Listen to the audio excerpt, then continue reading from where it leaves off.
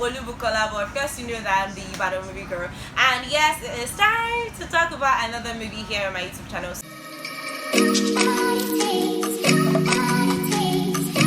And the movie we are talking about today is King of Boys 2, that actually came out as King of Boys Season 1, that is currently streaming on Netflix. I mean, it's the sequel to the King of Boys that came out about, was it 2 years ago or so? Yes, I think it was like a year or 2 years ago.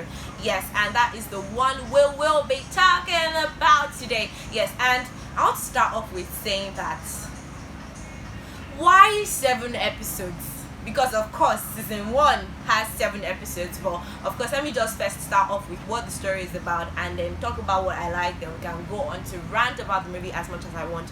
So okay, we know that King of Boys season 1 was actually about Eniola coming back from exile, and then she she gets to run for president and governor for the governor seat in Lagos, blah blah blah blah blah. Okay, and away from that, we also know that this story shows that she has lost everything and she has to start. Of course she still has her money, but she has lost her children, and then she's coming back to to pick up her pieces and just do what she can.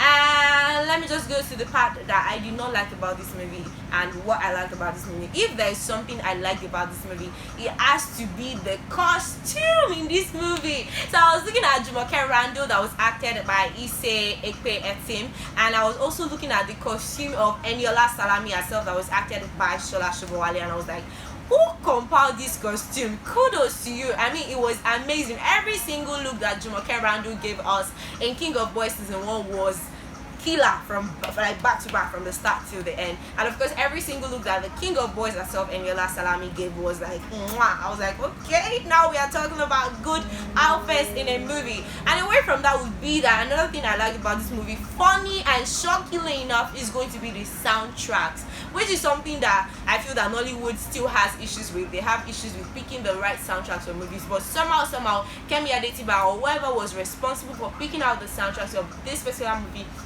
stunned us, and it was amazing. I know it's not supposed to be something like that because this is the person. Odogu Malay was like, oh, I hate her. Like, okay, let me try to make this as spoiler free as possible. But Odogu Malay was something I liked about this movie. It sounds weird, but I mean, it's something about him in this movie, just like in this particular season 1, just made everything perfect for me. I think there are more things that I want to rant about when it comes to this movie. I want to start off with the fact that why 7 episodes? I mean, we already had a movie and then went on to have 7 episode season, and now I'm even hearing rumors of a season 2. I'm like, what is going on here? It is so sad when you see that they're about to spoil a story that is so perfect and everyone is so connected to, and you feel, oh, you can do better than this. Why are we doing this? So the 7 episode was too much, if you ask me. You could have just made it a movie or a sequel, a movie that was long, or maybe 3 episodes. Which one is 7 episodes? And what was not annoying was the fact that you would expect that, okay, the story was already established, so we should not be going back and trying to establish stories, but we're still trying to establish stories, build foundation in something that has started already before. And the first 2 episodes were like completely dragged. Like, it was just, I think the first error was deciding to make it a 7 episode series as a sequel, and the second error they want to make is trying to make a season 2, because I don't know the plan for it. I'm even seeing white money in season 2. I'm like, Kemi, why now? Kemi, why are you holding my hand like this? But let's get away from that. If there was another thing that I felt like what was going on here, was the fact that I expected that, considering what happened in the first King of Boys, this particular one, we're going to have Eniola Salami, acted by Shola Shobowale, going against Maka, that's Reminisce. Like, level of them be rivals in this particular one. Let's be like, was action should be plenty. But then it was like, and then to crown it all was that move that Eniola Salami did towards the end of the movie, and she was doing a Koredemi, and I'm like, what's going on with these two?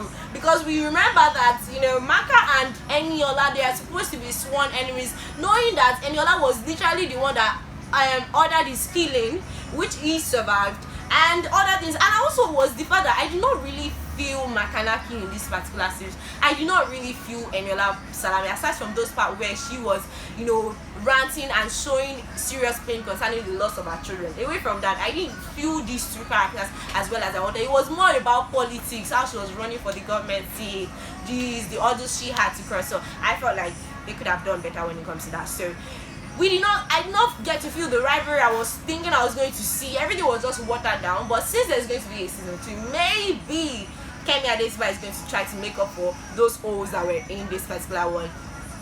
I don't want to mention this one, but I'm going to spoil it for those that are not listening. Why would Odogwumale die now? If Odogwumale, see, if there is no Odogwumale, for me, there's no like there is going to be a season 2, and Odogwumale is dead.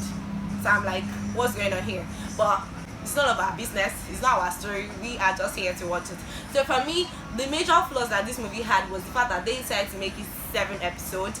Away from that was the fact that I thought I was going to see more action from Eniola. We're just saying Laburu, Eniola is the bad guy. You don't want to see Eniola in the morning. If you wake up in the night and you see her, you'll be scared. I wanted to see more action. It took a lot. I think when I finally got the action I was looking for from this movie was at the last scene. I was like, okay, now this woman is showing us that she's truly the badass person that they've been talking about. This is where I round off this particular review, and I'm going to be patiently waiting for what's going to happen next. And when it happens next, I'm going to be back here to, of course, talk to you about it. Please make sure to thumbs up, share this video, subscribe, tell somebody about my YouTube channel, and enjoy yourself.